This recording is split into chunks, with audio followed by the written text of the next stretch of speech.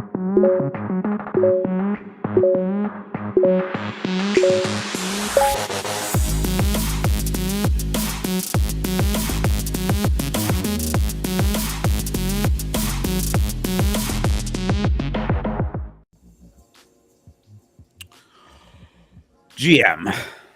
Yo. GM. Yo. What's going on?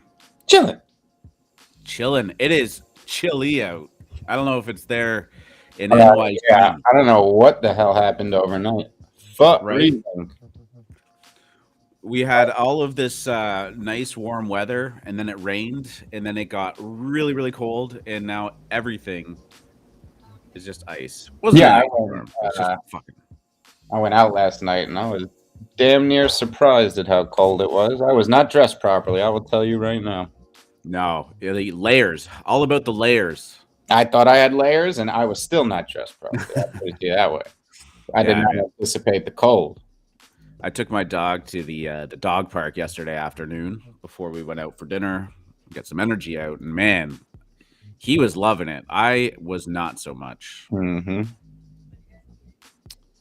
It's winter, March. I thought we were over this stuff. I guess not. Got Apparently no we're supposed to snow be for this a long year. winter. Brutal. You got no snow? Basically, no snow. I think we had maybe. I don't remember what the total was, but it's brutal. I thought you guys had like a huge snowstorm. Maybe. Maybe it's just that one. It was one day. I think it literally lasted a day. We got a bunch of big snowstorms. Mm-hmm. I think that kids have had like 6 or 7 snow days this year, 2022. Mm-hmm. Is that a lot or a little? That's a lot. Yeah, okay. Even for us. Yeah.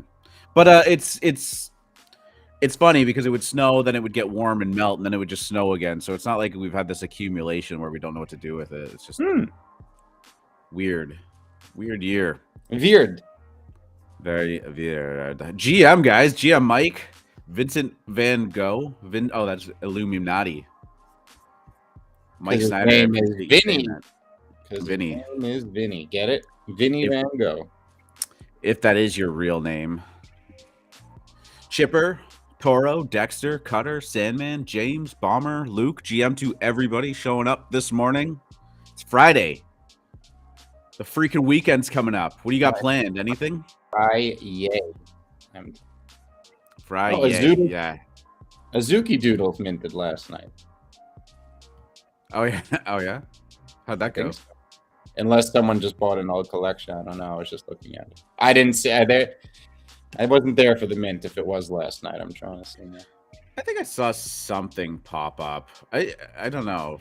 Oh, maybe it was on Twitter. I don't know. I didn't. Did they look good? I don't know. Anything Doodles looks good. What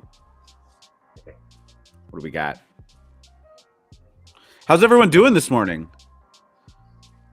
FMC sounds hungover as balls. Is this true? Yes. I'm not hungover drink-wise, but I do sound hungover as balls. This is accurate. JCV is tapping into the Akashic field and seeing the truth. Cool Cat 6.99. Well, nice. Well, he should have made it. Up, Cambo. Yeah, 6.969 for the meme. The meme sells. Someone came on the show. Yeah, it was like, oh my god. I just sold I had listed it for 4.2069. I had no idea it was gonna sell. I had no idea. I was like, yeah, the memes. What, a cool cat? Huh? A cool cat? Oh no! I'm saying just some random thing. I don't even remember what it was. He listed it. What was it?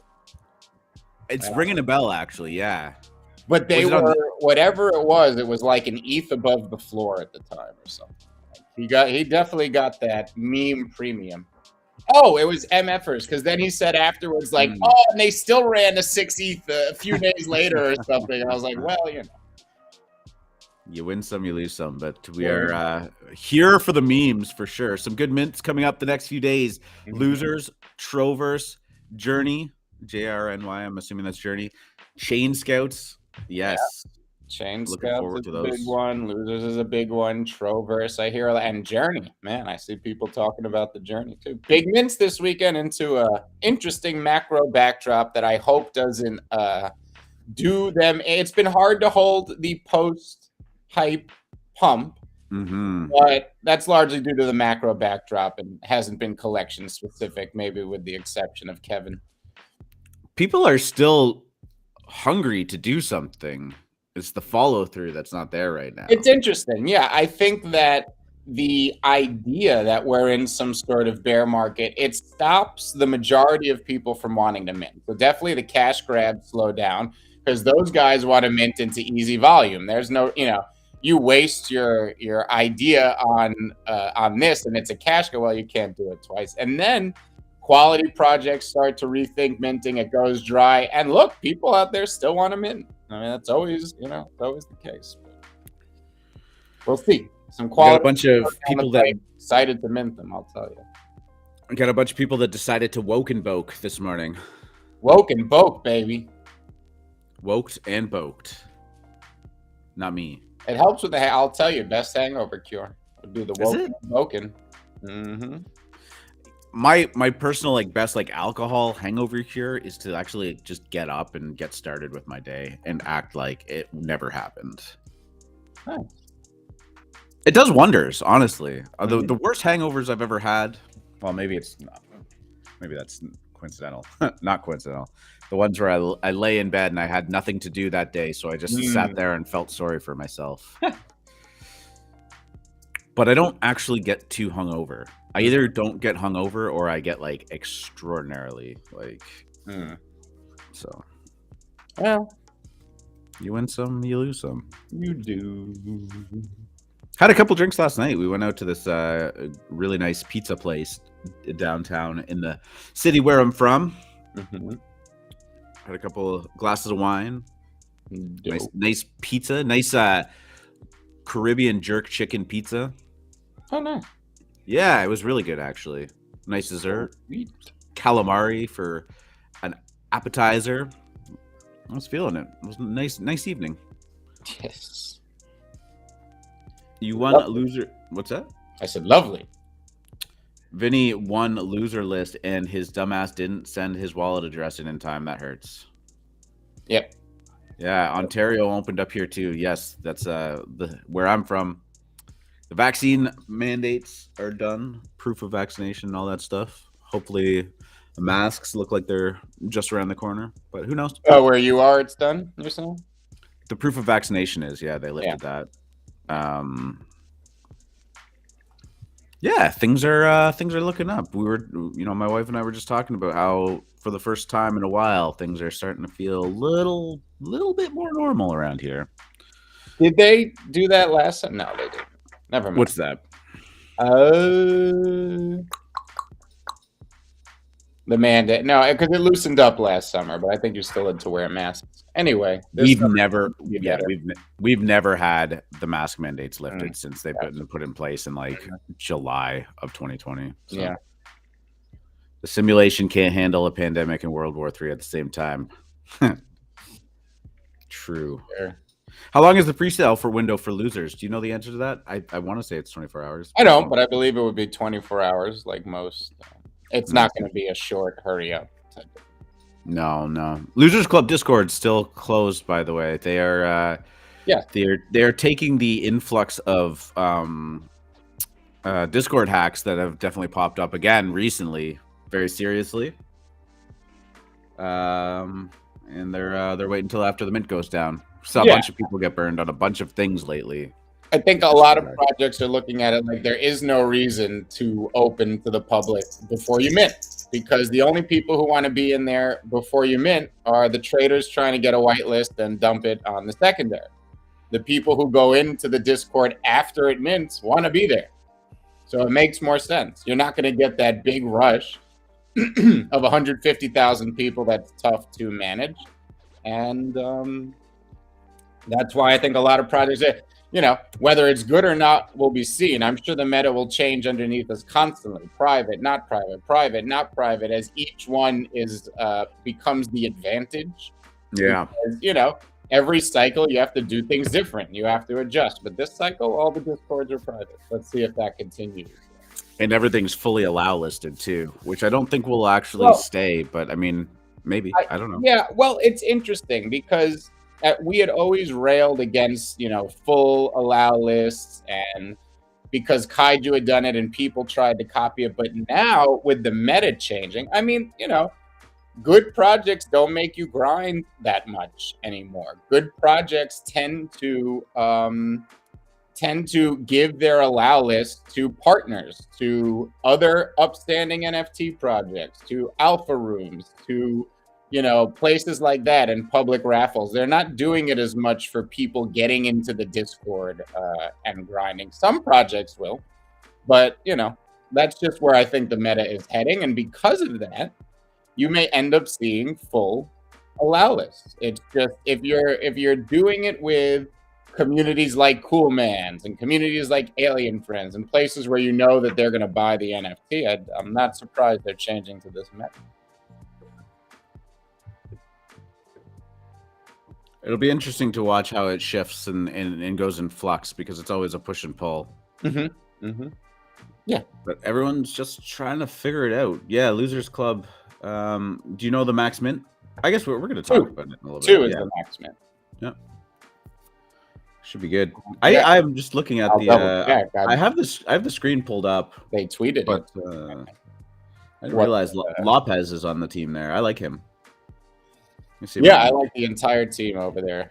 Lobesy and Cave Guy, and of course the founders Kylie and Javon, and then Invisible Girl. They're all pretty damn awesome. Cool, guys. We're gonna just have a chill stream here. We'll kind of go through the motions of some of the stuff that we normally do, but let's just leave the music on. Let's just have a good Friday. Get into this weekend. Free Markets Coffee is here. Did I end up looking into Dower Darcel? I mean, we've looked at it. Let me know how deep I should be going on this, because in terms of just profile picture generative art, I mean, I see it and it looks pretty good. We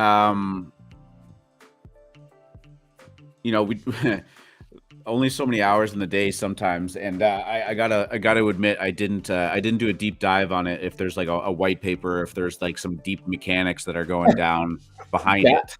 Dower Darcel's provoked quite the conversation yesterday. I actually took that question across multiple media that I was on, which was, who is the most dominant player in their sport of all time? I would say the most popular answer was Tiger Woods. That was what I got. Dower Darcel's? What is that? Well, okay. Dower Darcel's, I said, sounds like Mike Tyson saying Stour Darcel's. Dower Darcel. And then we started talking about how dominant he was. And I thought that was a good, I think that's a fun exercise. But, experts who I trust, like Animal and other people throughout the day, said Tiger Woods. It's hard to argue. I couldn't argue with anyone on the list. To me, it was just interesting to hear. We forgot a big one, and it was mentioned in the dojo. Michael Phelps. Michael Phelps. Yep. Yeah, that's a great answer. Hard to argue. I mean, the guy has won more gold medals than most countries have, all time. Michael Phelps is just an absolute phenom. Yeah. Now, my bottom line with Dower Darcel's is that they seem to be partnering with the right projects in which it's going to be a thing, right? So, again, with this macro backdrop, I don't think any of the projects minting right now are being fairly valued, quote unquote, to what they're going to be as volume comes back and we get out of this period that we're in. Dower Darcel's, I think, will do well. I think the right people like it. So, again, I don't know what cooks in this atmosphere and what just has a quick pump and pulls back. But yeah, these I do think are going to be something. I just don't know what. Yeah, I'm curious as to. Okay, so it's minting today, pre-sale. 0.1 ETH is the price. There's gonna be 10K of them. For the people that have brought up Dower Darcells and want to talk about them, like, what's your biggest bull case on these? Like, give me the pitch as to why I should buy a Dower Darcell. I'm not saying that I'm going to, but like, you know, if you're pitching it to someone, if you're explaining it to a person that's new to NFTs and they're saying, you know, I'm really not sure what I should buy or I should mint, and you're going to say Dower Darcells, like, what are you telling them when you say why? And I'm sure you have a great answer. I'm just saying, like, I want to hear it from you guys. ETH is looking Usain Bolt is a great one too. Damn, that's a good one. I don't. The Olympic athletes are weird. I mean, obviously, track athletes, you know, aren't just about the Olympics, but the Olympics is the kind of the end all be all, and it's very interesting because a lot of when you were born plays into how long your track record of success can be at the Olympics too, because it's a 4-year cycle, right? And it's actually very fascinating where if you can kind of hit that first Olympics when you're 18, 19, and you're in like peak physical form, then you get 23, 27, and 31, right? Where, or you know, depending on the sport, that might actually even be too long. But, you know, some people that just get it that year after, now they can only hit up 2 Olympics or 3. You know what I mean? It's actually quite fascinating how just birth year plays into that as well. I think that not to discredit Michael Phelps, because I mean he crushed everything, but he had an added benefit of like hitting that window perfectly too, which is pretty cool. ETH looking sticky. Let's talk about crypto. Woke up this morning, it was down, looking like about 7-8%. Is it dropping further? Yep, just crossed below 2,700, so that's good. My initial reaction was that 2,700 didn't feel too bad, but then I realized, yeah, we were playing with 3,000, hitting above there, so definitely a little bit of a drop over the last 24 hours. Bitcoin sort of following suit, not quite as much, but hanging around at 41K. Tether remaining strong at just under $1. Yeah, the story today is commodities. There's a commodities shock going on around the world right now. Were we not in a geopolitical global situation, I think markets would be limit down in response to what commodities are doing right now. But I talk about this a lot. This is largely expected. So when the market knows something is coming, it tends to be priced in, so to say. So while things are down a bit, and I will tell you that ETH and Bitcoin are still responding to macro markets, the S&Ps are down right now. You know, I'm going to check, but we hit up right on that 4420 resistance that I was talking about in the S&P 500s, and now we're pulling back. So I always say, if you remove the news from the charts, often what the technicals say is going to happen happens regardless, and the news is fit to that narrative. And that's kind of what it feels like right now. We hit resistance, and now we're pulling back. There's an excuse for it, but I'm just going to take the chart for its word. Now we're just watching that 2,600 level. We don't want to lose 2,600. That would be, yeah, that would change. That would then change the chart back to bearish. We would not have the technicals on our side, and we would have to reevaluate. So watching 2,600 here. Yeah, I think a lot of times news is applied in hindsight too. Something happens in the market, and you then scour news sources to figure out why it happens, and then confirmation bias is like, oh, that must be it. That must be it. That must be it. Look at you know, this is why. You know, if the market had gone up yesterday, you might even be able to argue that while the situation in Ukraine and Russia seems to be far from over, I saw some news that they did actually come to some agreements about having safe channels to supply aid and supplies in and out without being worried about getting in the middle of conflict. And if the market had gone up, then maybe we would be pointing to that as like, oh, good, like things are looking better now, right? Is that kind of am I yeah, well, that is what CNBC and Bloomberg are paid to do. It is to fit things to the market narrative, not to fit the market narrative to things. I mean, that it's just that it's always been how it is, but it's because you don't know why. There is no good reason for why the market goes up and down on a daily basis. It's internal market mechanics that would make no sense to anybody if the news reported it. They need reasons. So yeah, I mean, ETH had a pretty sharp drop last night at about 8 p.m. Eastern time, and that's where we got it. It is headed downwards kind of as we speak right now too, but again, zooming out a little bit, like we're kind of fitting into the channel that we've talked about. The trend lines might still be there a little bit. So what's kind of the next level that you're looking at right now? Is we're kind of, if we get back to that 2400, maybe starting to look a little bit messy? So if we lose 26, we're 26 going to be an issue. Yeah. Okay. Cool.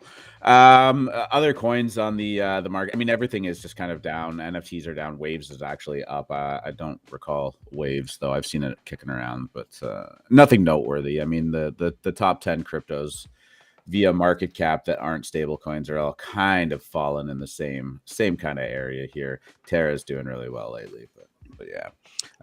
Also just had a news article. Crypto market sheds nearly $1 billion overnight. The market dropped nearly $98 billion in the last 24 hours, with both Ethereum and Bitcoin shedding last week's hard-earned gains. I think most of those $100 billion can be attributed to Bitcoin and Ethereum as well.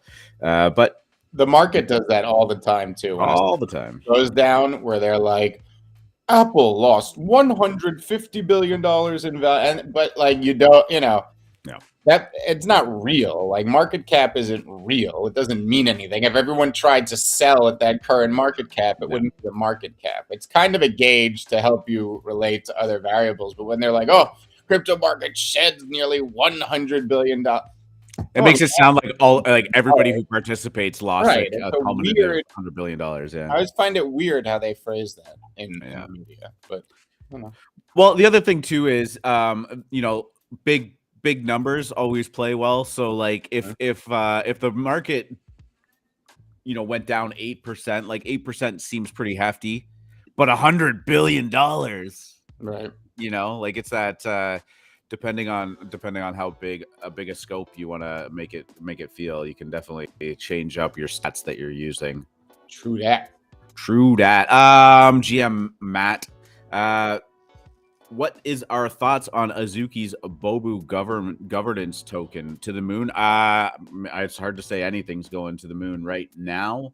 Honestly, didn't really look into an Azuki governance token, but I'll pull it up later in the stream. And I like that they named it Boba, like the Bobu, Boba tea.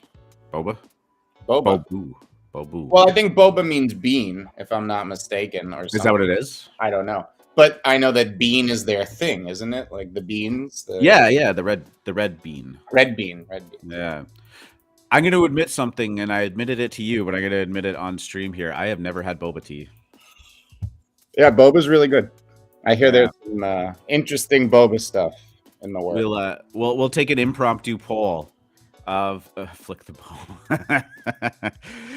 We'll take an impromptu poll of like, if I were to go get boba today, what am I looking for? You tell me. Is there flavors? Is there types? And maybe I'll go take a little trip and grab one. No idea. I never drink it. I just buy it for whatever girl I'm with at the time because they really like boba. Attaboy. All right. Some other news. Coinbase CEO. We kind of talked about this yesterday, but Brian Armstrong will comply with Russia ban if U.S. government tells us to. CEO Brian Armstrong, or Coinbase CEO Brian Armstrong, said the exchange will comply with a ban on Russian users should the U.S. government impose such rules. We talked about them yesterday. There was a call from people just saying, you need to basically ban Russia as a whole, start punishing them. Brian Armstrong responded with, that's not what crypto's about. Like, if the U.S. government tells us we have to have sanctions against the Russian government, we will do so, but we don't believe that we're going to take further steps on our own accord to punish Russian users.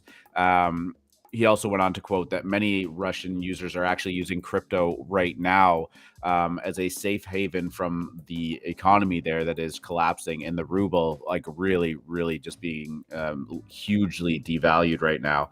So Coinbase has basically just said we're doing exactly what the government tells us to do and nothing more. So again, like I like this.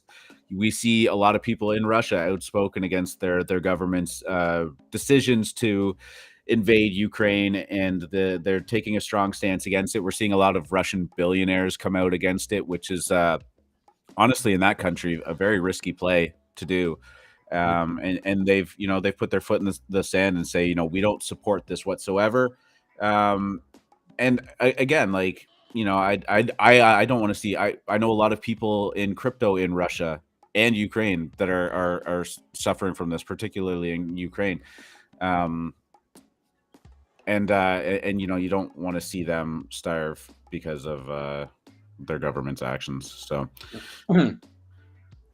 Well, James, I don't know. He says, would you guys recommend de-risking on some MFTs right now, or are we looking at a recovery soon in your opinion? I have no idea when we're going to recover, but it seems that the only time people ask if they should sell something is when we're down 50%, and the only time they ask me if we should buy something is when we're up 1,000%. So I've just noticed this. I noticed it with MFers, that when I pounded the table under 0.1, nobody cared. And then when they were 3 ETH, people in the dojo asked if it was a buy. And now, 3 weeks ago, when I'm saying a bearish backdrop of seasonality is coming our way, NFTs always pull back, that may have been the time to de-risk. Now that we're down 50%, I have been buying NFTs. I don't know if they're going to go lower. I don't know if we're going to recover anytime soon. I can't predict the future. But I know that everything's on a 50% discount. People are fudding every bag at each other's throats. This is panic. It's despair. It's when you buy, and people are asking me every day. I had people selling on the show live last night. I mean, it was just mind-boggling to me. And could it go a little lower? Sure. But how are you going to sell now? Everything's down 60%, 80%. Yeah, the time to sell was 2-3 weeks ago. You're selling now. You're selling to sharps. You're selling to whales. You're selling to people who are already looking forward to the next cycle and don't care what happens over the next week, 2 weeks, or 3 weeks. So. Yeah, I mean, I definitely intentionally cleared up some liquidity as a couple of the projects that I was in, took a sharp spike up. And then was pretty committed to not spending anything. And honestly, I picked up a couple of BGAN punks last week for a pretty low price. Those are still holding pretty steady at about 0.2. But other than that, I'm really not super keen on selling anything right now. I can't say that I'm super keen on buying at this moment too, although a couple of projects kind of are dipping into the range that I feel good about it. And when I feel good about it, it's not because I expect them to be up 3x next week. I mean, I'm willing to spend that portion of my liquidity for whenever the next bull run is. And those projects, as we talk about constantly, are the ones that you can go in the Discord. The team's still active. They're still talking. There's still a community forming around it, and they're still building out their project. Right. So that's where I'm at right now. My mindset kind of told me that I didn't want to buy too much off the secondary this week, and then next week it could be a little bit more go time for me to deploy some liquidity. That's kind of where my own personal feeling was. But who knows? I mean, we're down right now. Floors are down across the board. There's no guarantee that the volume is just going to magically return next week or the week after. The last one was tough. I mean, we were in it for November, the better part of a month, 6 weeks before we kind of really saw some life come back into it. And when it came back very, very strong. Mm-hmm. Yeah, it was October and November. October and November, yeah. Even the first week of December until the second week when we had Cool Man's, Lemon Friends, and Alien Friends mint and trade above mint and start everything off, and then the apes went crazy, and that was it. Yeah. Yeah, James saying fair enough. Definitely hurts to sell right now. It does. The only time that I would say that you should be selling right now into this is if there's some reason in your real life that you need that money, and you can't have a medium to long term outlook in this. Yeah, I bought a lemon yesterday. While everyone's fudding them, saying they're dead. Oh, the price is low. Just buy. It doesn't matter. They said that last cycle about every other thing. It goes on this cycle. If the FUD affects you, your bags probably aren't that good to begin with. So, yeah. Definitely looking Hypnotic looking to pick up some star catchers too. They're getting close to a buy for me. This would have been easily buy range for me last week, 10 days ago. Or I guess last week was when they minted, but I'm kind of scaling down my range as the market kind of scales down too, right? So yeah, but they're looking good. You got to have a plan and then adjust to reality. Yep, that's the key. Yeah, and when you're executing that plan, unless there's some huge factor that should change your mind, like a big announcement that gets in kind of into the middle of your play there, either good or bad, like sometimes you got to stick to the plan and just be comfortable with it, It's a very difficult thing. It's like you need to have conviction, but also know when to change. Tough. I had another point that I was going to say there, and now I forget. But yeah, some other news. Looking to get a cool cat. Any opinion on the current floor price? I see them fall to 5. I mean, if you bought one at 7, would seeing it fall to 5 kill you? Because again, I don't know if it's gonna fall to 5. Feels like probably, but if I was shopping for like a long-term cat, I wouldn't really care right now. If I was trying to flip one from 5 to 8, I may wait and see how the action plays out over the next week or so. Because I mean, the delays, there's just max FUD for cats right now. There's max FUD for everything. I mean, it's funny how people turn on a community and leave a community when things start to go bad and stuff like that. But look, it shows you what's there. I have said, cool cats right now, lemons right now, cool mans. They feel like Kaiju Kings did in December. There's infighting. People are at each other's throats. Kaijus are dead. They're never coming back. I mean, rare gen Kaijus were selling at 1.5 ETH, and they have a 9 ETH floor right now. Talk about a floor that hasn't really been affected. The babies are down a bit because, again, supply is always coming onto the market from the whales who own dozens of Kaijus and stuff. But the gens have actually been being bought. I think they were 4.8 to 5 last time I looked, which is only an ETH off the high, which compared to every other collection is pretty stable. So, I love looking at the projects that are kind of stable, right? You could argue Azuki, you could argue Kaiju Kings, you could argue Ether Orcs, all these projects that, they're down a bit, but it's not absolute death. Like, I know Azuki was at 17 ETH, but when you think, it pulled back to, what was it, 8 or 9. It bounced back to 10, and now into the face of no volume, it's pretty steady. 8 ETH this morning, 8.5, 9. Oh, really? Did it get down to? Well, I still wouldn't say that that's down though, because in regards to the rest of the market, it hasn't fallen at the same click. I mean, if you zoom out and go back to when Azuki minted and you said, these things are going to be 8 ETH, 9 ETH in at the beginning of March, everyone would have been like, that's fucking amazing. Right. Yeah. Right. Yep. And so to me, that's the most impressive thing about Azuki isn't the fact that it hit 17 ETH. It's the fact that it's still at 9 or 10. And any holders of that should be very happy with the fact that they're there right now rather than I should have sold at 17. And obviously you look at that and go, if I just sold at 17, I could have bought 2 more now and re-entered. Maybe you would, maybe you wouldn't. Maybe you would have deployed that liquidity in a different way. Maybe you would have just rebought at 14. You would have made a couple ETH, but you'd still be down. Hindsight's so easy to adjust the perception of a project in that regard. But if you take out everything that happened in the middle of it from Azuki mint to now, this is an incredible run that they're on. Yeah. And Hypnotic asked, do you think Azuki is still a good hold or was just overhyped?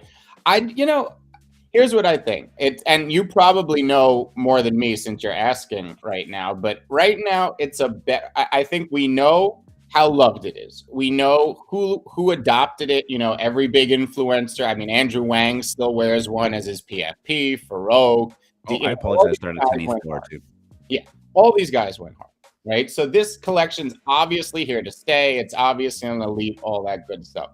Now, at the price they're at, they now need to start executing on their roadmap. Now, given everything I've heard, and again, I feel like you would know more. It sounds like they're going to, and they're going to in a good way. Everything I've heard about this project is that the team is great. They know what they're doing. I'm just not in the community. I couldn't say it from my point of view. But I believe if you're holding here at 10 ETH, it's a bet on the team executing. So if you're in that community, you got to go with your vibe and say, all right, I either like this team, like what they're saying, and think they're going to deliver on this. Therefore, these will be 20 ETH within 6 months. Or you're going to say, well, I love the art. I love this. But, executing on what they're saying could be a little too ambitious. I'll take because, if they fumble a roadmap item here in the next 6 months, I think they could fall to 5 ETH. I mean, I don't think that would be great. Do I think they're ever falling, close to mint or back? Probably not. I think that it's a pretty safe bet. Azuki is an elite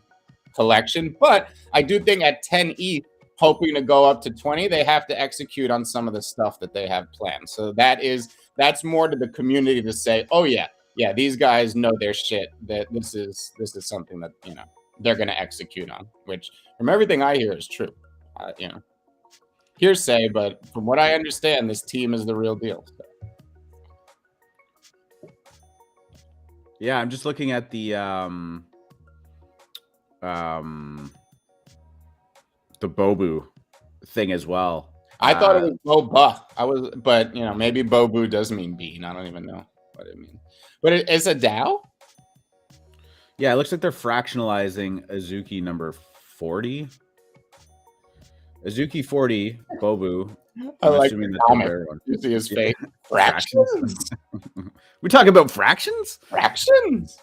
Well, let's read along together. Azuki number 40, Bobu, will soon be deposited into a fractional .art vault. This vault will create ERC 1155 tokens so that all holders of Bobu fractions in the community can participate in collective governance over Bobu's character, a key character in the Azuki universe. Before we dig into the details, it's important to recognize that this is a huge Web3 experiment. There will be more questions than answers along the way, but we have the guardrails in place to potentially build something magical together. Bobu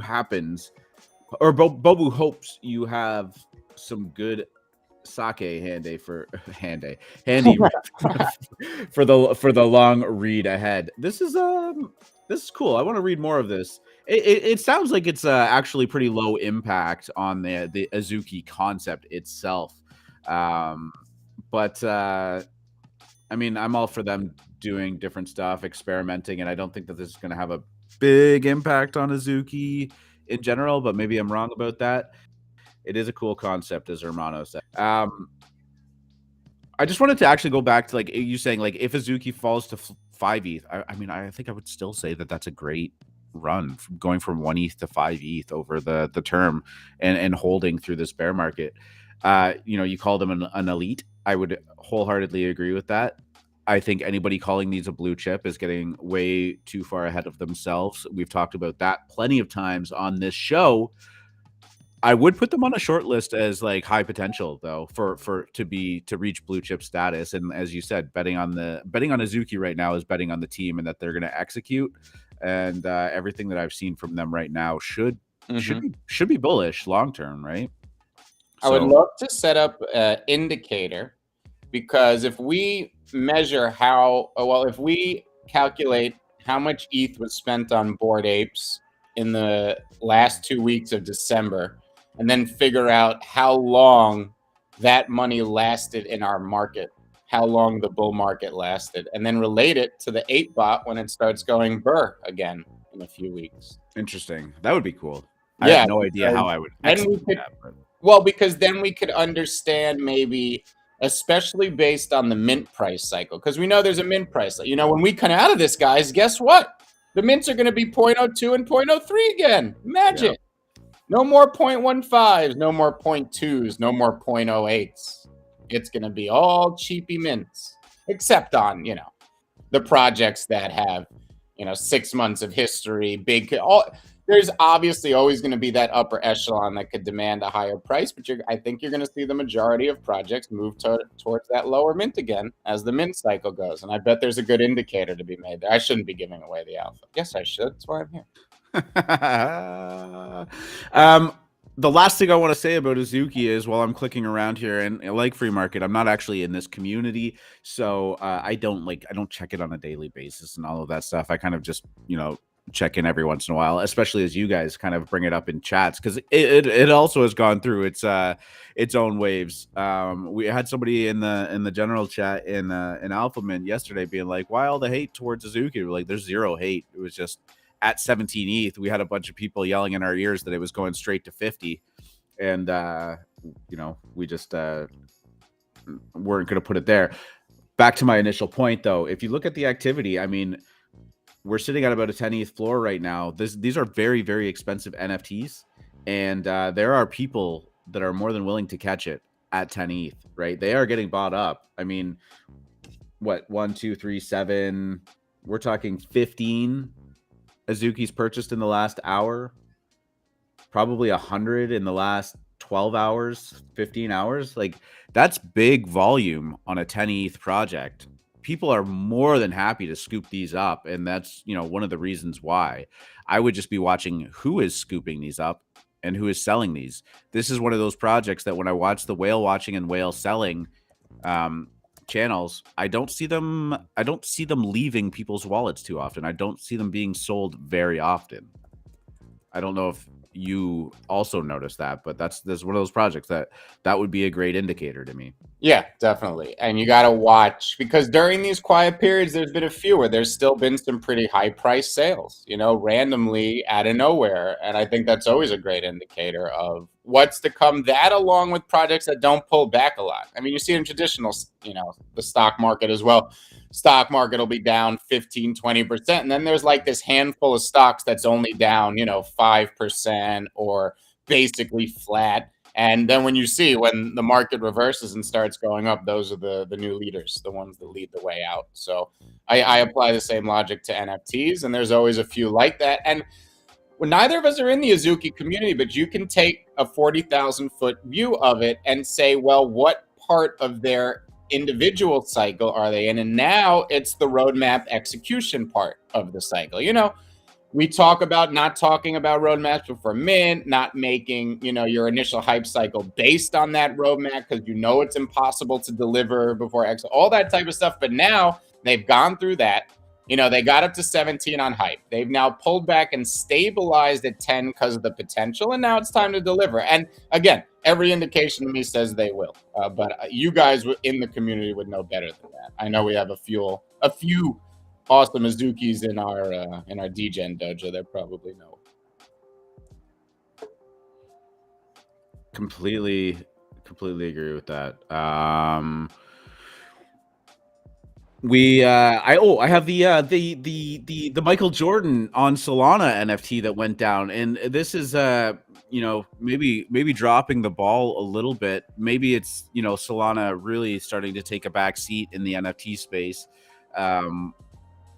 I didn't even really know about this, which should go to say that the greatest basketball player of all time is dropping a NFT platform on the Solana network, and nobody was talking about it.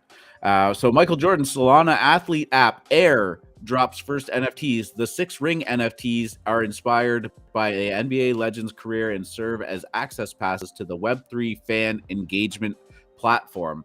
Air, a Solana-based fan engagement platform launched by Michael Jordan and son Jeffrey, launched its first NFTs today. The 10,010 NFTs are being sold for 2.3 SOL a piece, or about $221 as of the time that this article was written. It did not go very well for them, if I'm being honest with you. The sales were slow. I think the fans of this community were worried. They decided to cut the supply in half down to 5,005 total NFTs, and then they promptly sold out after that. This particular one is designating you as a founding fan of the Air platform. I again, like, we were going over this in the pre-show, and it was just like I had no clue. He's only an advisor on this project. His son is founding the team. Yeah, I mean that's fair, but the fact that it's not even just, you know, we see celebrities all the time just kind of slap their name on something. I guess my big takeaway is when I kind of did some more digging, you know, went into the air.app platform that I guess they're launching. Very underwhelming. It doesn't tell me much about the actual project that they're doing, so that's a little bit disappointing. And then I, you know, go on Magic Eden, the Solana marketplace, and I mean this is not a good drop. I'm having a hard time believing that people knowledgeable about NFTs were involved in this and looked at that and go, yep, that's what we want to slap together for MJ's 6 rings NFTs. These are very uninspired, unfortunately, and they are all the same. So big disappointment there. You know, Jeff and Marcus, maybe you should reach out to help. I mean, yeah, it seems like they kind of need it. I don't really know how this got past the approval process, other than it being a rush job or something. Yeah, I don't know. Free market. What do you think about MJ's the launch of their Air app in this this Solana drop? Jumpman, just dumped over. Jumpman. I mean, this is just. Yeah, I think a Michael Jordan NFT created and shepherded by VaynerMedia, launched on L1 with a few weeks of actual, you know, appearances on, you know, TV and shit. I think that would moon.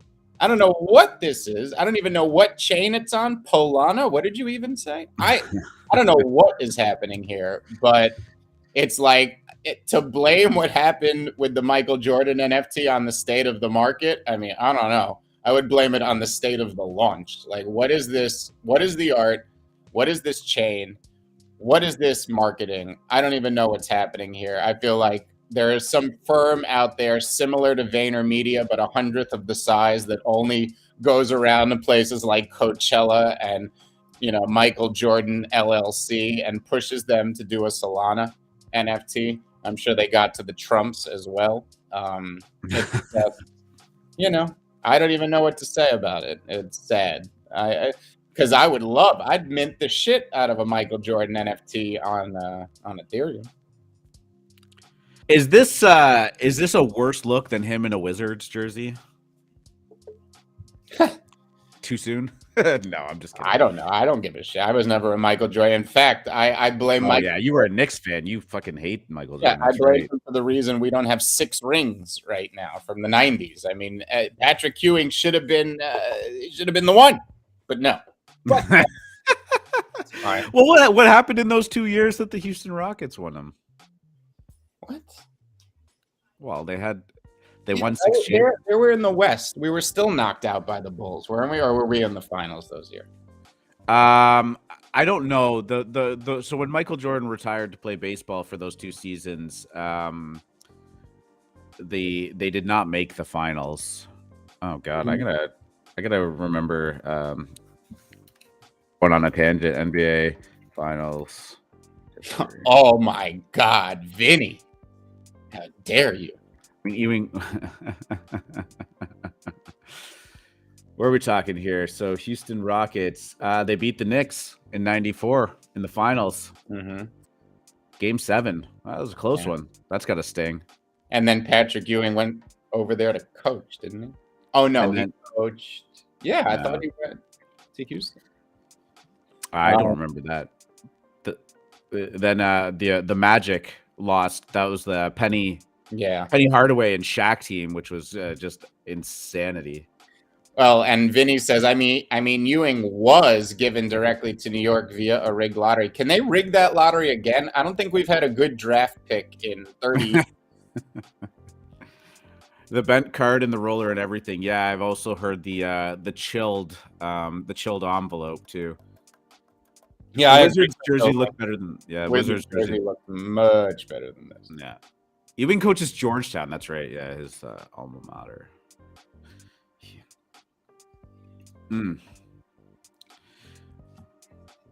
Little sidetrack there.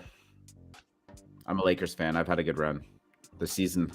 No bueno. I'm getting lost in my tabs here.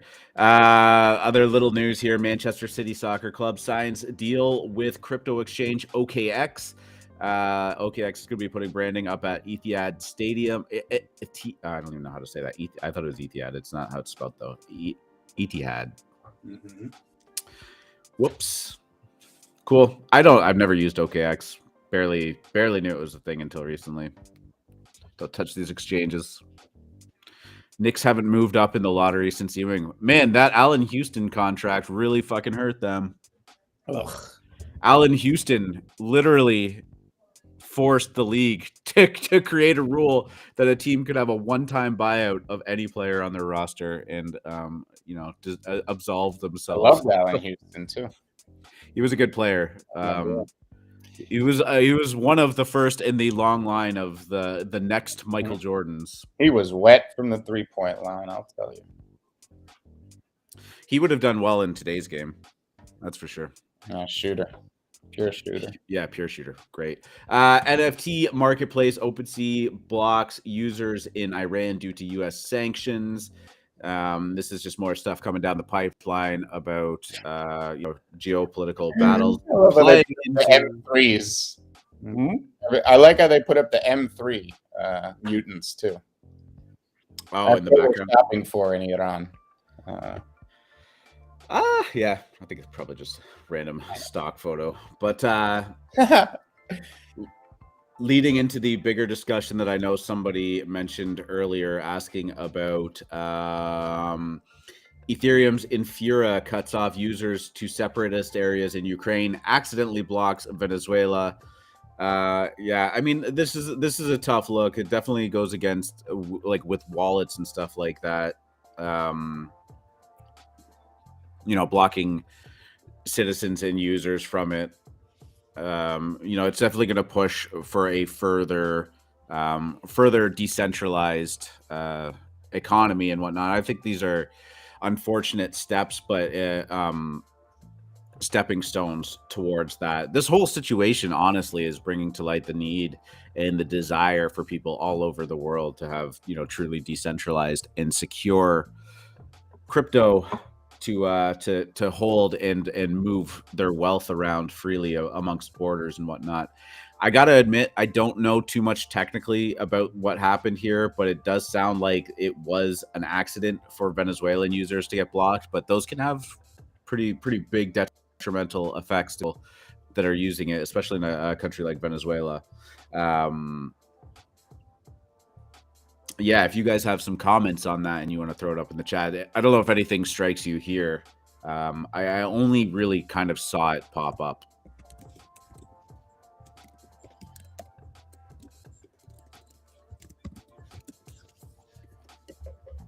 And then, yeah, lastly, this little article about the trading volume on Ethereum and Solana dipping. Goes on to say the volume on ETH dropped about 33% in the month of February from January. I have less to believe that that's about, the February being 3 days shorter than January. The volume that it's lost has definitely come in the last week or so too. I mean, the beginning of February felt all right. It was definitely the cool down period, but I mean, the stats are showing it across the board. Communities are getting dry. They're getting quiet all over the place. The volume is sucking the life out of people. Yeah, things got tough right after the waifu meta ended, but we had so many high-profile mints after that it kept things, it kept things alive. It kept things going. But it was really almost forcing it, and we see the results now. As you know, it ended up being a sell the news situation, and seasonality wins yet again. That's why I'm a student of it. Always bet on seasonality. If you trade around those things, I mean, I'm not in the right country to trade around these things on a yearly basis, especially with my long-term conviction bet. S&P 500 futures, sure. Trade them all you want. Trade them if you got them. And yeah, S&P's taking a little leg lower today. But again, I'd be a lot more, there were a few times during this macro situation we're in, during this geopolitical situation we're in, where S&Ps were not at a technical level where they were supposed to pull back, and they dumped the next day. Like, anytime I get nervous is like those unforced errors where it was like, well, we were in between support and resistance. We were on our way up. All indications were we should have gotten to the next resistance, and then we fail. That concerns me. Here, we literally ran into major resistance, like 44.20, 44.50-ish on the S&P, the big contract, the SPUs. If we closed above that, I think we would rally really hard. I think that spot, ETH, Bitcoin, everything would rip. I think markets could get back to the January highs on S&Ps. So it's not surprising to me that we're getting a pullback off that level. I will adjust to reality as it unfolds. We take out 2,600, geopolitical, something happens. Of course, we were wrong, blah, blah, blah. But right now, it still just seems like it hit technical resistance. It's pulling back, and I see no reason to worry yet. I'm sure it's not even the 38.2% retrace off of the current leg. I'll go do that fib after the show and let you guys know. I'm assuming, like, in S&Ps and stuff like that, you see volume dry up in the same kind of way where people just aren't trading. Is that the same thing? Certainly not the same way as NFT. You can always sell your S&Ps anytime you want at the price listed there. Oh, yeah. Sorry, I wasn't trying to compare. But like the overall volume moving around as well. It's interesting. When you see volume dry up the most is before news events, and it's always crazy because you'll see major volume, and then all of a sudden it just goes quiet. And it's like that scene in Trading Places right before the orange juice, before the orange crop report is let out, and all the traders are quiet, and they're just looking, and there's no volume, and all of a sudden it drops, and boom, volumes. But everyone starts yelling. I don't mean being on the floor, but even when you're trading from your computer, you see that volume drop. Twitter goes quiet. People go, all right, final bets. Time is it? Blah, blah, blah, blah, blah. But yeah, it's so much more liquidity in those markets. It's a completely different ball game. But they use volume as an indication of confirmation of a trend, right? It doesn't matter whether something's going up or down. The volume gives you a clue as to whether it's a move to pay attention to or whether it's one that is going to be a fake move one way or the other. So definitely. Volume has picked up on Raid Party as we look towards potentially a 5 p.m. Eastern back above mint launch. Well, not quite. What did we pay? 1.1 plus. Oh, no. 1.6 for the heroes. And I'm lucky I got that rare hero. That helps me stay above mint. Even when I pull back. Actually, I mean, for those of you that are familiar with Raid Party, you'll know that this floor price is a little bit deceiving because of the way that the game mechanics work. These heroes all have stats, and depending on the stat rolls, they do vary quite dramatically in floor price, right? So these are, I guess considered the junky ones or whatever. Yeah. But the floor is even pretty thin right there. But if you click on this one, and if you haven't done a deep dive and you look at the levels, so you get a damage multiplier. 14 is definitely on the low end, but party size is the biggest thing that is holding this hero's price back. You will see quite a big jump from party size of 4 to 5, and quite a big jump after that from 5 to 6. And that is how many fighters you can have in your party. Obviously, having 6 rather than 4 is quite a substantial advantage. So it's so nerdy, and I love it. Damage multiplier. Your damage multiplier is 14. No, you can't. But I love it. I mean, I was never into like what's Dungeons and Dragons or World of Warcraft back then, but I mean Ether Orcs has totally won my heart, of course, as I getting lucky here, just minting ogres right into the final stretch. I couldn't believe that my level 224 brought back 60 shards from a double spider raid. I was like, wow. But it evens out because then my next 5 raids each brought back 2 shards. So,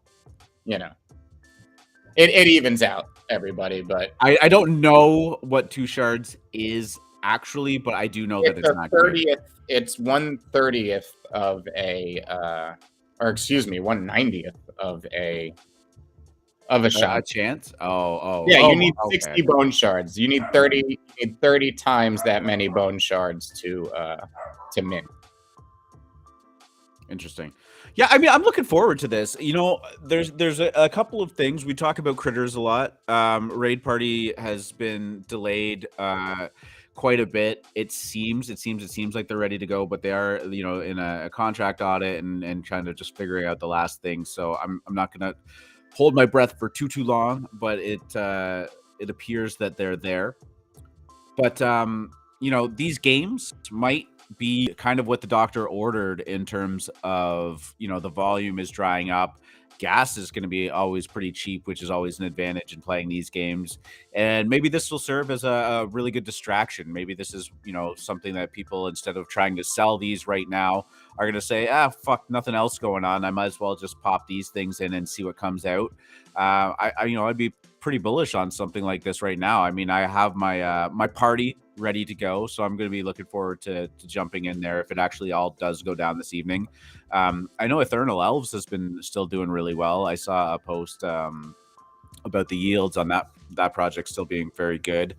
You guys are still going strong on Ether Orcs. Lots of people playing critters that I know of. Obviously, that's a Minecraft-based game, but some of these time sinks, these time sucks, while everyone's kind of waiting for something to happen in the actual NFT market. Mm-hmm. It could be where people put their attention to, because your attention has to go somewhere, right? Either it leaves the NFT space altogether, or it gets split up between real life and the NFT space, or diverts to something like a game where you're relying less on active trading and watching floor prices and more of the participation of said game. I mean, that could be a really great thing if Cool Pets can get a launch going. It might be best case scenario for them right now too. Yeah, well, I'll tell you too. I think that the art here actually looks. I feel like the launch maybe took away from what is great art, and they're all ladies too, which I think is pretty cool. I love the. Is that true? I never noticed that. Yeah, they're all ladies. Oh, no kidding. Yeah. Never noticed. No, and I was like, this is decent. I mean, I'm not a big anime fan, but I always thought it was decent. An anime art here. You know what? I'm gonna tell a lie here. I really thought that the party size was previously playing a much bigger impact in the role, but a 6 of 6 is sitting at 1.2. Sorry, keep going. You're not a big anime fan, but yeah, no. I do love the elves. That was one that Beth Jesus, I believe, who is in the DGen Dojo, awesome guy. He is one of the creators of Eternal Elves. The art is so dope. I really love their pixel art. They've definitely worked with the Orc Boys, and it's funny how anybody who actually works with the Orc Boys have a functioning game right away, no delays. I really respect what the orcs have put together there. You can't deny. It's good. P2E. We're bullish. And then there was Battlefly, I think, that minted yesterday. There were some issues with that. Oh, we didn't even talk about the whole Magic thing that went down. There was a Magic issue, right? That was rough, yeah. But I think a lot of them have been returned, if I'm not mistaken. I think there was some way in which a lot of them have been. From what I understand, much of what was been reported was FUD, and a lot of it was fixable. But we would have to have an expert in Magic on here to explain it. Hopefully, yeah. I think Icon was saying that they're like the full force of the team, and everyone was working on it and got control of it pretty quickly and shut that shit down. But that was that was a quick stressful minute for anybody participating in that marketplace for sure. I believe what was happening was NFTs were there was an exploit where NFTs were being bought for $0 or zero magic. It's a pretty high priced one, so tricky there. But yeah, Eternal Elves continues to impress too, holding a great floor. We often see a lot of these projects launch, do really well for a very short period of time. You even say just a couple days, but I mean, this went down a couple weeks ago. Having a hard time remembering when these actually minted. Was it early February? I think, right? Oh, yeah. January 31st. Yeah. Wow. No, I remember when it was, and people were excited about it. And like I said, I just trust people that the Orcs team work with. Beth and Husky are a powerhouse. Those two ship. Yeah. I mean, hey, bet on the teams, guys. Bet on the people that are, going to work. Right. Doing it. Yeah. So I mean, raid party going down. I'm just excited to play something for once. Right. Last thing I think I participated in, and I hardly have a hard time, or I have a hard time calling it even playing, was Whale Game, as those kind of Risk Protocol things that disguised themselves as P2E. Yeah. They weren't. It was just, you were just performing actions that had a plus or minus EV. Well, it's interesting because, these are all, we talked about it last year. It was like, Big Rev was like,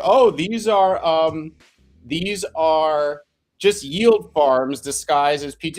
And I mean, a lot of these teams are also building. What I look at this initial yield farm phase at a lot too is like, you're the seed investor in a video game company and they're building. And right now, the gamification for you is collecting these characters that you're eventually going to employ in this game that is coming down the future and whatever, all that type of stuff.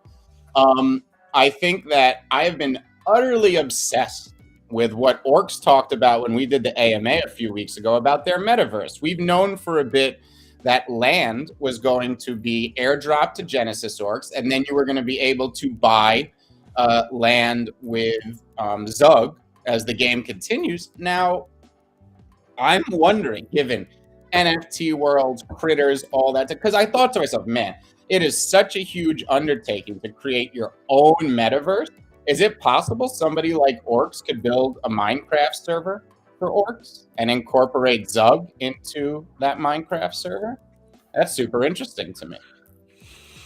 Is that a theory, or are you asking? Well, no, it's a theory. I'm just thinking out loud all of a sudden. Well, I had this epiphany the other day. Could they build on? Is this going to be the new trend to build on top of something like Minecraft? Well, I think that this is one of the reasons why Minecraft and Microsoft via Minecraft have been very lenient and tolerant to it being open source, people developing on it, people modding on it, and now we're seeing crypto games being added onto it. And we touched on NFT Worlds and how they are actually in constant contact with the Mojang team, the team that runs Minecraft, owned by Microsoft. And they haven't dropped the hammer on them yet. So could this happen? Yeah, I mean, I could definitely see. So the way Critters works, and it could work the same for Orcs, is that you're the NFT of your character sits in your wallet, and that wallet is verified in the Minecraft server, which allows you access. So having an Orc could allow you access to a specific Minecraft server. Block is generated in Critters, so could you generate Zug in the game mechanics? Yeah, you could definitely do that. I see no reason why a Minecraft type game could, and I don't even think it would have to be done by the Orcs team either, right? Like, I think somebody could just. That's the other thing I thought. Well, that's the other thing I thought in my head, because they said they were building their own metaverse. So I guess my initial thought was like, oh, could they just like buy an NFT Worlds plot and decide, well, this is where we're going to da-da-da. But then I said, shit, it's the Orcs team. Yeah. Other teams are banging out their own Minecraft servers. That seems, well, look, given what I know about this team, I wouldn't put it past them to build their own DCL. Shit, who knows? I mean, we'll see. I'm so pumped for. I mean, Rogues. Let me tell you right now. Let me see. Rogues are. We are 61 ogres away from minting out, and then it will be rogues, which are the next ally to mint, and I'm so pumped for that. So looking forward to that. Yeah, I mean, Minecraft as a platform is highly customizable. You know, even the traditional mods of it, you can have some that are more like technology based, you can have some that are more like questing and like being more of like a game fighting monsters and stuff like that based, and there's a wide variety of it. So it would probably be the easiest to just launch into that, but whether or not they want to go down that road, I don't know. I think anytime that you're building on top of an existing platform, you are always at their mercy if they decide to change things up. It's one of the very risky things about building a business using Amazon, the platform, or a business, you know, using Twitter or Facebook as a platform, because they can just either switch flip a switch and shut you down, or they could just implement those features or whatever you're doing into it and just kill you. We saw that with Clubhouse, right? Obviously, they were building their own platform, but Clubhouse was this, you know, community-driven audio platform where people had rooms and you can invite speakers in and blah, blah, blah.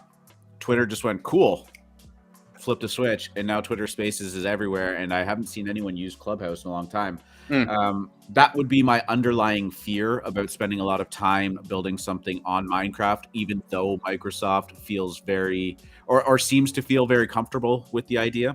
You know, at any point they can just say, we're going to do our own and we don't want the competition out there. Right.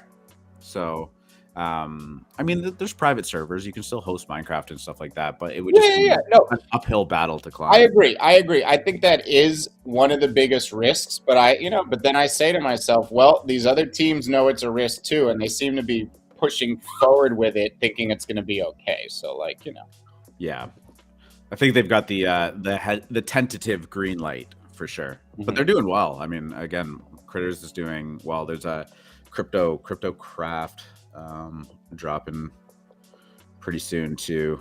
NFT Worlds continues to crush it. I actually haven't even checked the floor price. I wonder how that's been faring in this market. Right. Have you seen it recently? No, I haven't seen the floor. We'd have to take a look. Did you just run out of breath? What? No. I had to respond to a message from Steve. Okay. Man, bear markets, they turn people wackadoodle. I will tell you.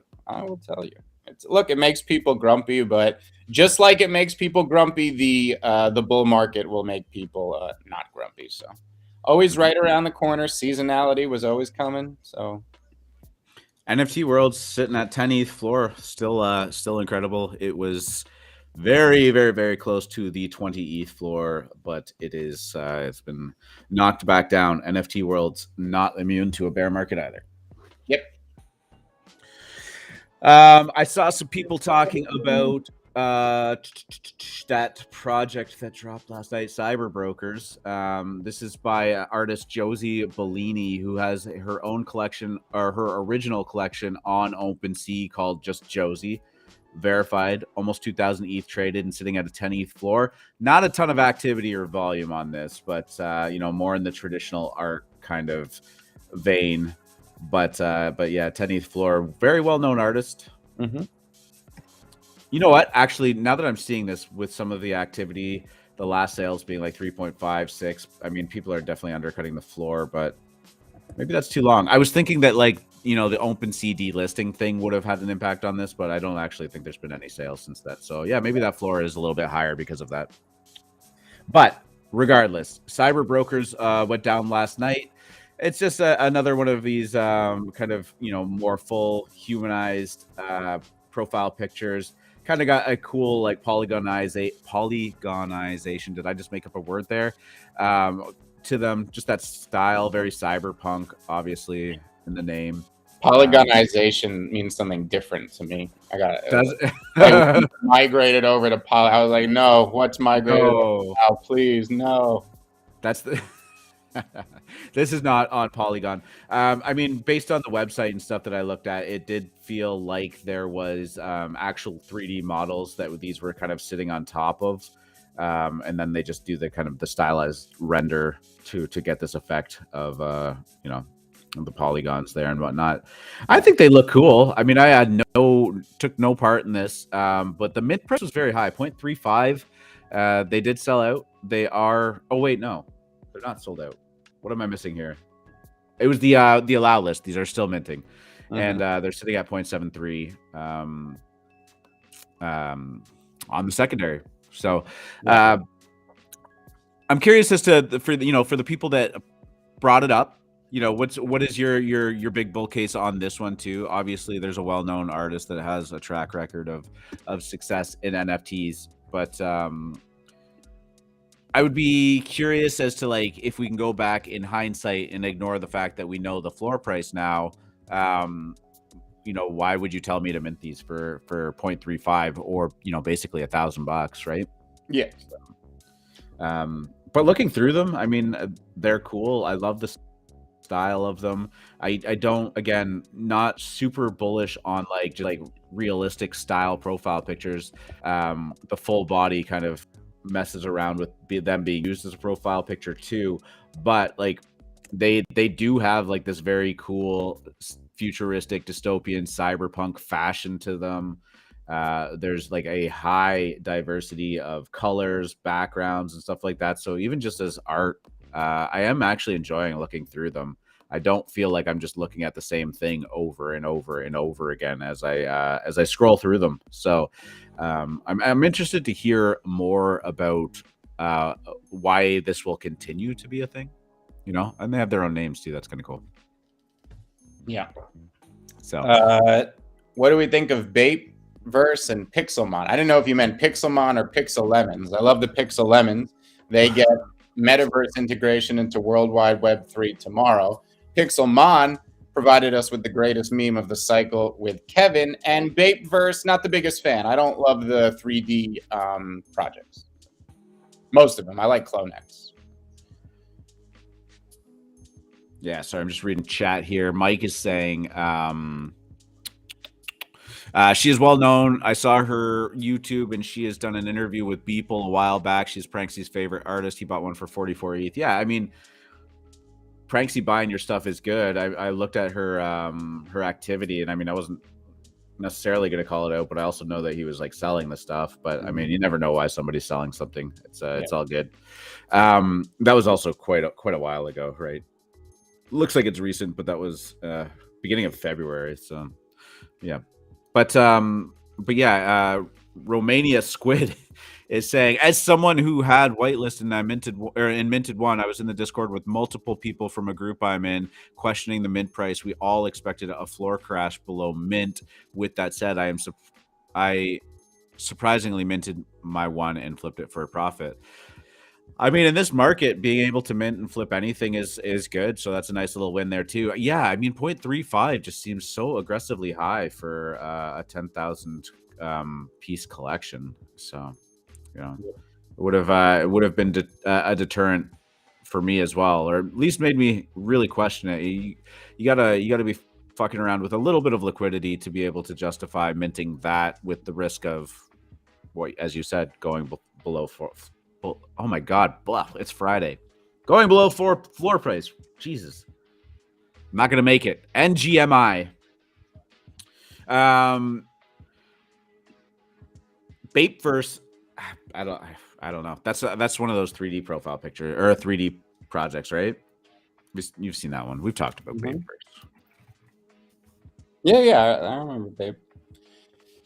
Oh, you were talking about it while I was digging this stuff. No. I was just saying that I don't follow the 3D project closely enough because I don't love them. But he also asked about Pixelmon, I think, or Pixel Lemons. So I gave an answer to both. I didn't know which one he meant. Yeah. Someone's asking if I need a drink. Maybe. Don't tempt me. You guys already suckered me into doing a shot of tequila. I know, the other day. We had fun with that. Peer pressure. Yeah, I know. My wife's going to show up at home and I'm going to be half in the bag.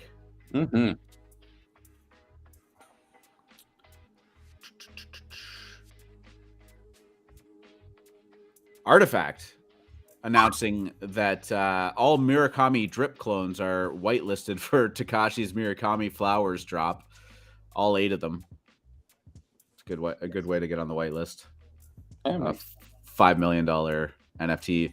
Actually, I saw on Twitter that did you see that Otto Suin had a vial kicking around, and he put it into the clone minting device and pulled a Murakami.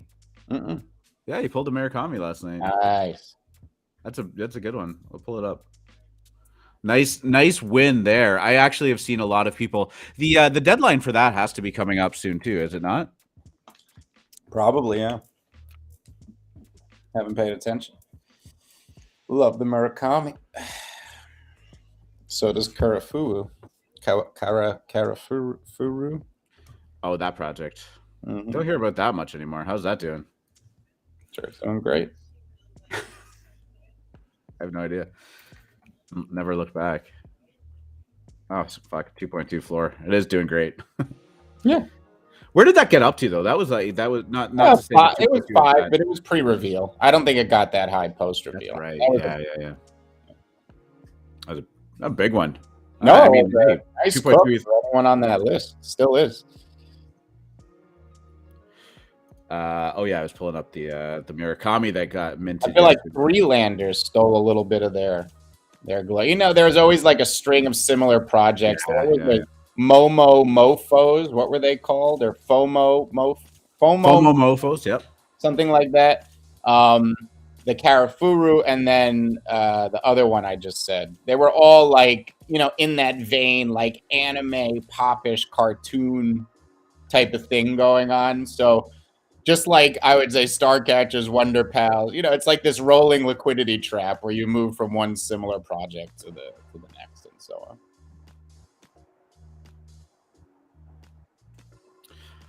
Yeah, Freelanders has been pretty wild too.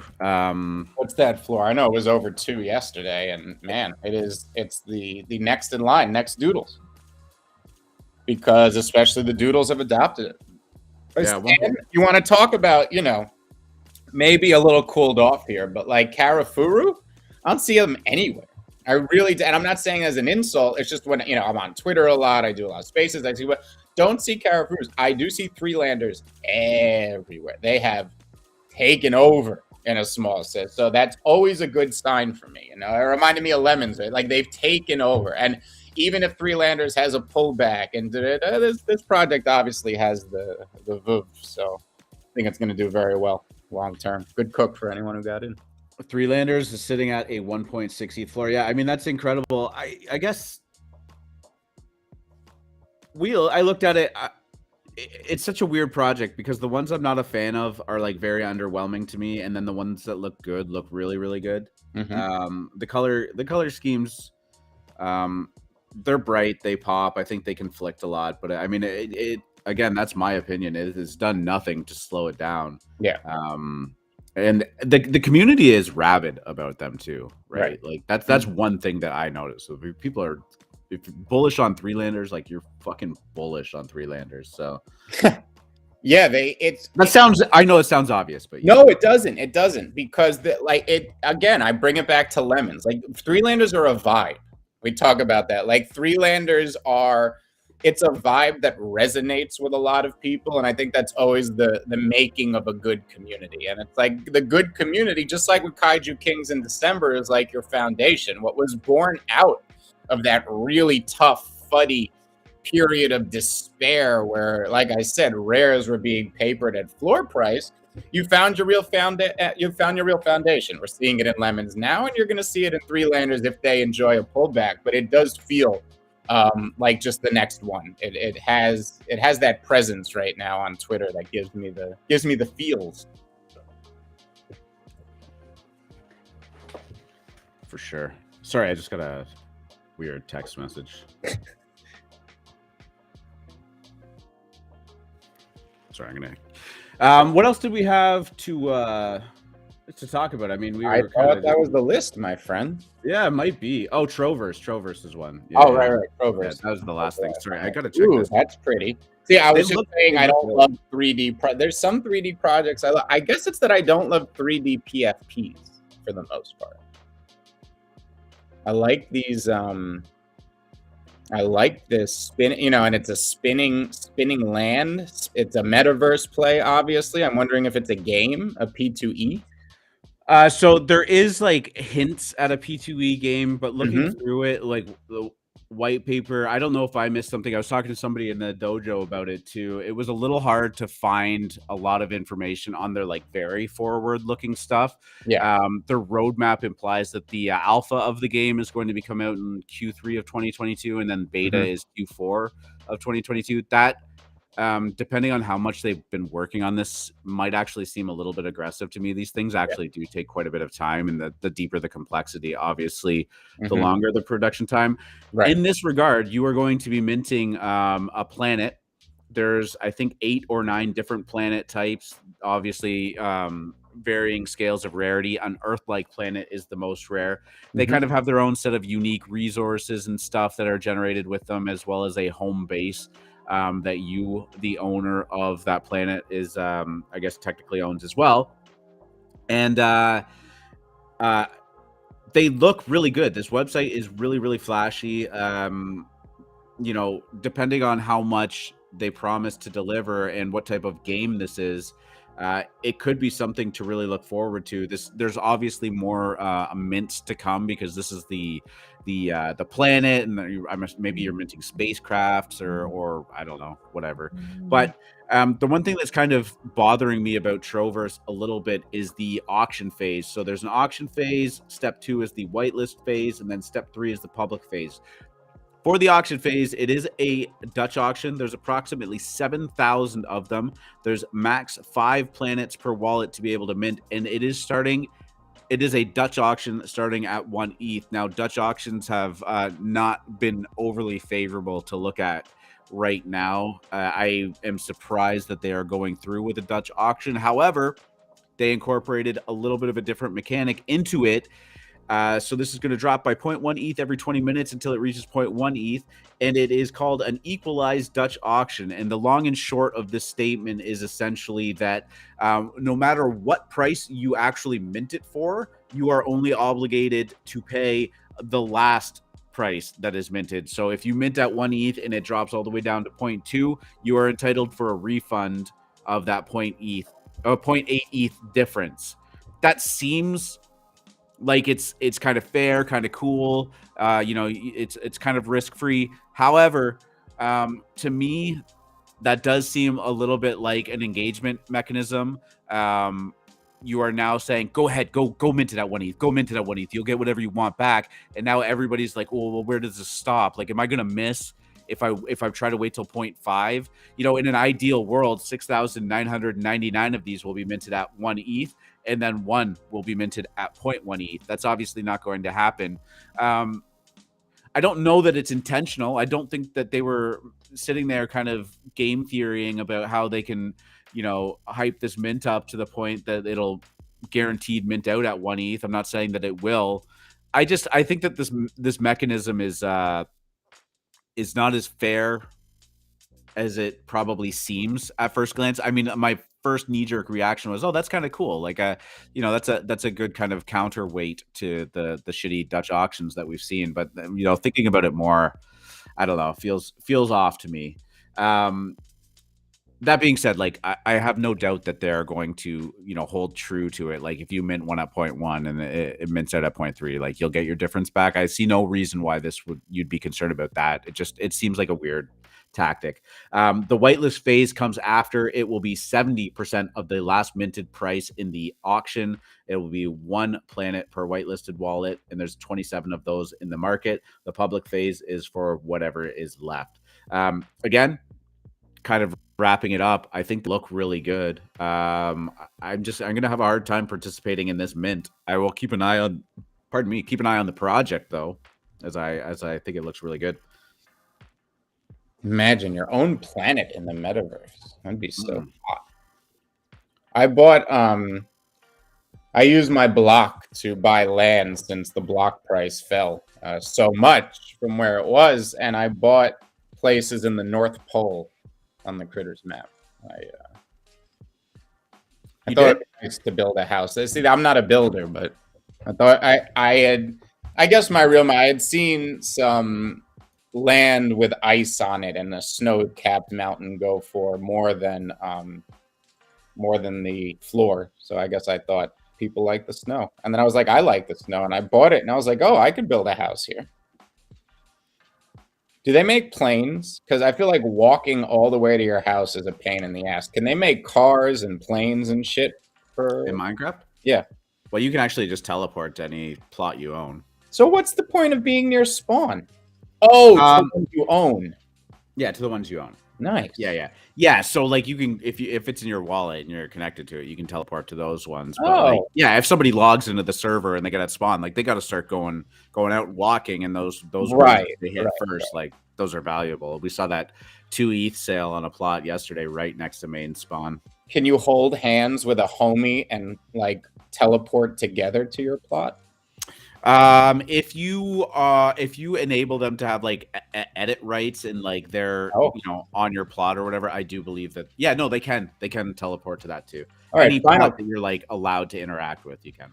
Here's the next question. I'm now looking at these plots on OpenSea, and you can see miles deep into the ground there, and it looks like each has different resources. Can a smart Minecrafter look at the different things underneath the ground and say, oh, there's likely to be diamonds, there's likely to be anthracite, or whatever the fuck they use to build in that?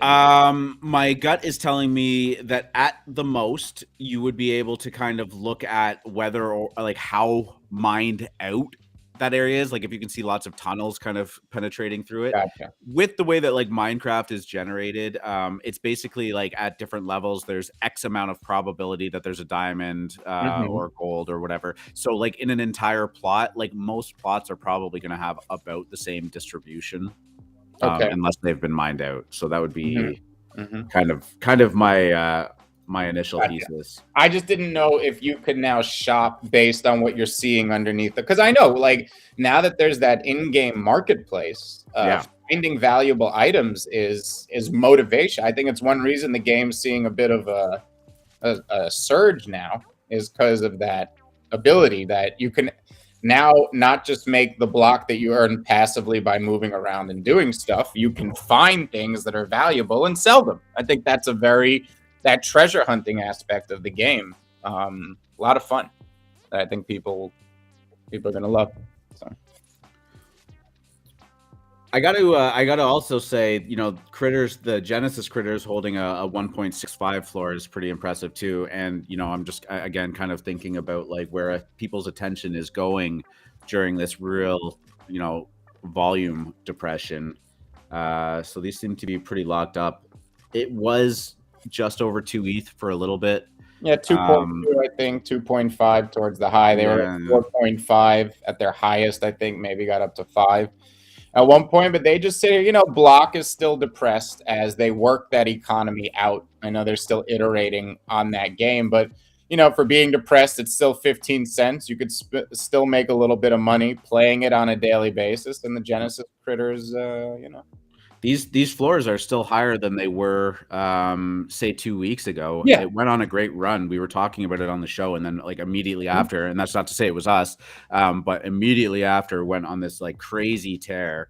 Yes. They have fallen since then, but not fallen a lot like other projects have. Oh, there were a ton. Well, because the game's been rather not unprofitable, but certainly not profitable enough that you were excited to play every day, unless you were dedicated. And the people I knew were stacking. They were like, instead of selling into a low price with no volume, they were just stacking their resources, stacking their block, and stacking land.